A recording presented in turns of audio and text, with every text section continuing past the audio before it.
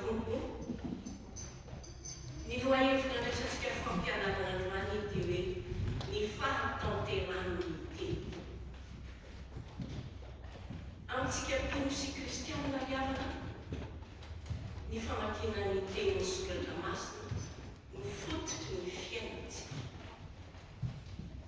Ho fanamafisana ny fijoroantsika ho maha-protestantantsika kosa dia ny fiainona ny tenin'ny tompo Andriamanitra ireny ihany no iainantsika mba hampitombo ny fontsika. Ankehitriny riavana dia hitantsika fa mihemotra tsikelikely ny isan'ireo mpino manoloana ny fiasarotany fiainana ankehitriny. Jerevantsika tamin'ny andro ny mpanoradalàna Ezra, rehefa niverina avy amin'ny fibamoana ny zanak'Israely dia liana ny iain'ny soratra masina izy ireo, izay antsoina koa hoe bokin'ny lalànan'Andriamanitra. Ary teo am-piangonana no nanatanteran'ny mpanoradalàna Ezra izany famakiana ny bokin'ny lalànan'Andriamanitra izany.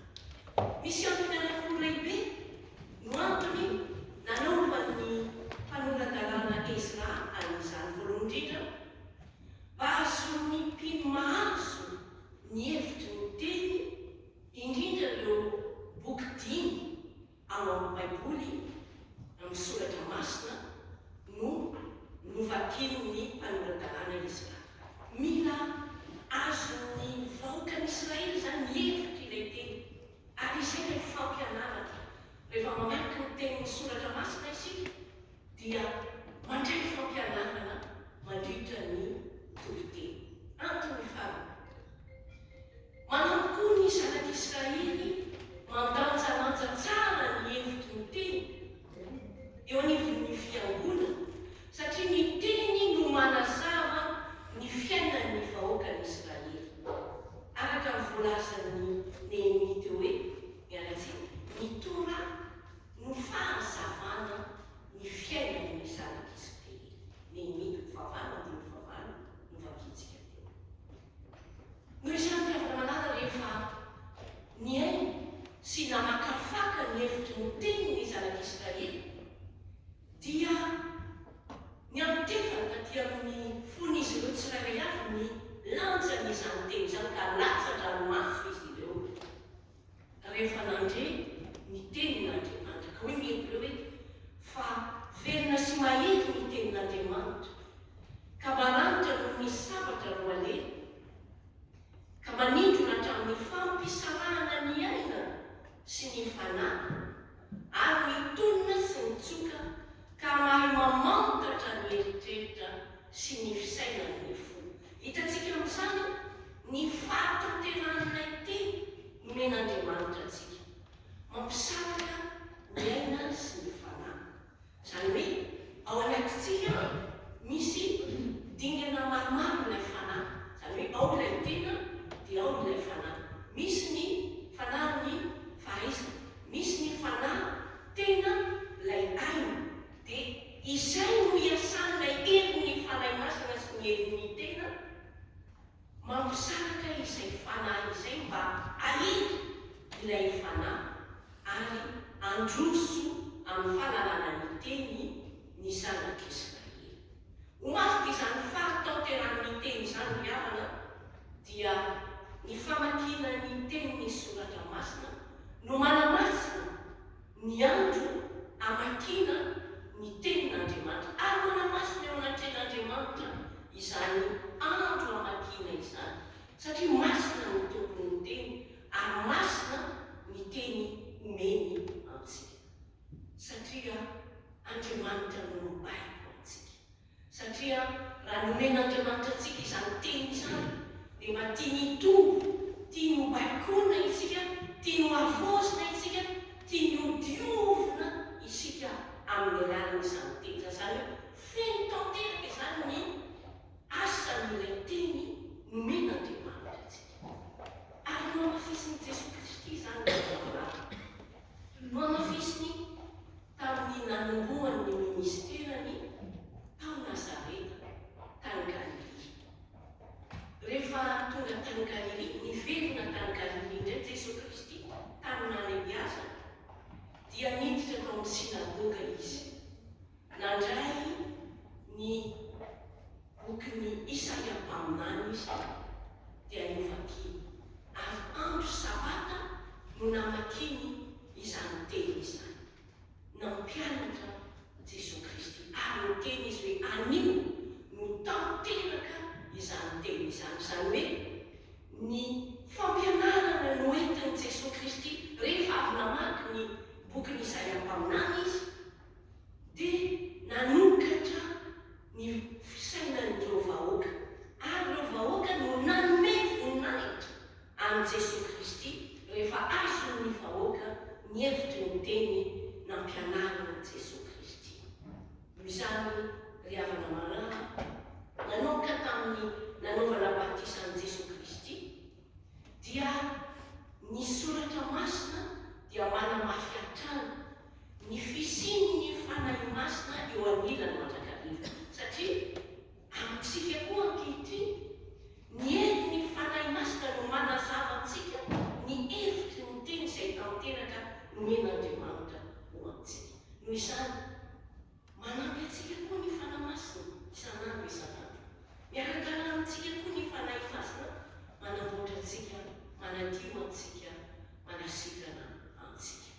Ary izay no natonga ny teny hoe naositr'Andriamanitra Jesosy. Izany hoe nataon'Andriamanitra ho Kristy Jesosy. Izay no dikany hoe voaositra Jesosy, nataony hoe Kristy Jesosy, mba hitory indrindra ny tenin'ny fahafahana amin'ireo mahantra ara-batana, amin'ireo mahantra ara-panahy, amin'ireo izay voafatotry ny fanaratsy, amin'ireo izay jamba. Ilay fahatanteran'ny teny izany mpiavana dia manafaka antsika amin'izay zavatra mavesatra rehetra. Mafiorina ny teny nampianarana Jesosy Kristy, mafiorina ny teny vakintsika, ary manamasina antsika ny teny rehefa mamaky ny soratra masina isika.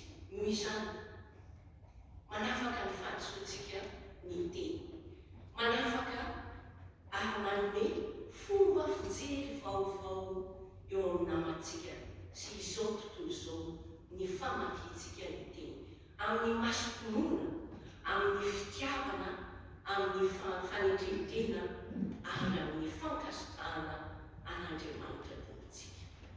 Hoy ato hoe ny fanamasinana ny andro hamakina ny teny dia mahafaly ny tompo Andriamanitra ka manome antsika fifaliana mandrakariva eo amin'ny fiainantsika isan'andro, ny famakiantsika ny fahampoteran'ny tenin'Andriamanitra. Ary izay no mampiombona antsika ho tena iray araka ny tenin'ny apôstôly Paoly dia hoe ny fahatanteran'ny teny no mampiorona antsika amin'izao firaisana kristianina izao, amin'ilay fifanampiantsika eto anatin'ny fiangonana, amin'ny fitadiavantsika ny fanampiana ireo izay ao anatin'ny tsy fahampiana.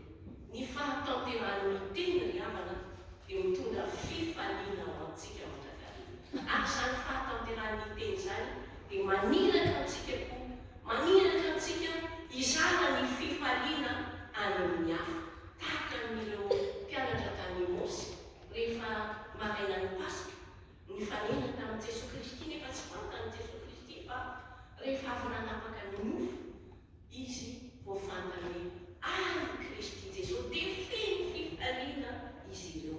Tahaka izany koa tsika rehefa mamaky ny teny, miray amin'ilay fahatanteran'ny teny ny soratra masina dia mandray fifaliana miala eto am-piainana. Izany fifaliana izany ry havana no asain'Andriamanitra, asain'i Kristy ho zaraintsika amin'ireo namantsika. Ary tsarofa izy dia eo akaikintsika mandrakariva, ary hoan'ny indrindra ho an'ireo izay vonony anaraka azy ary anaiky irany anatanteraka ny fitiavana. La parole accomplie est notre thème d'aujourd'hui. En tant que croyants et disciples du Christ, la parole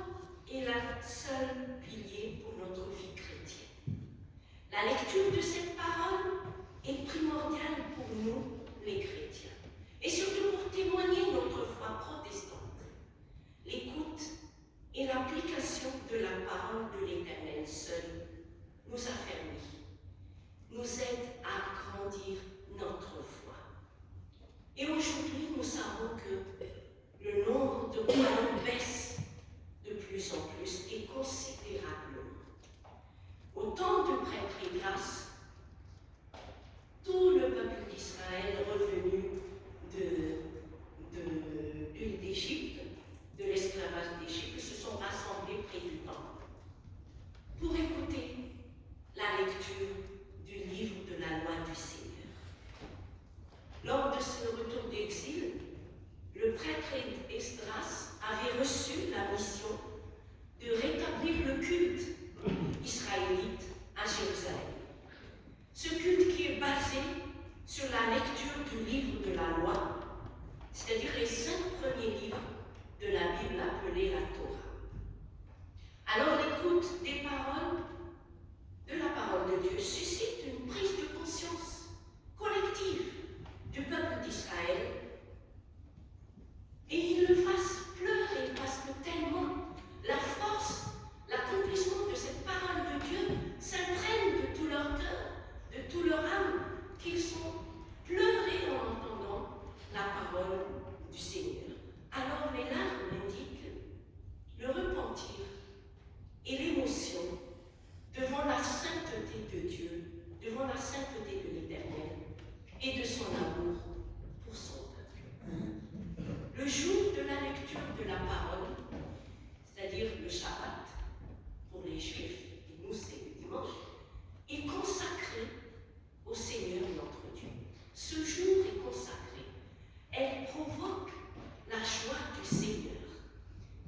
Pour cela, le gouverneur Néhémie et le prêtre Esdras encouragent le peuple d'Israël à mettre en pratique les enseignements de la parole qui va leur donner une force durant la semaine qu'ils vont affronter.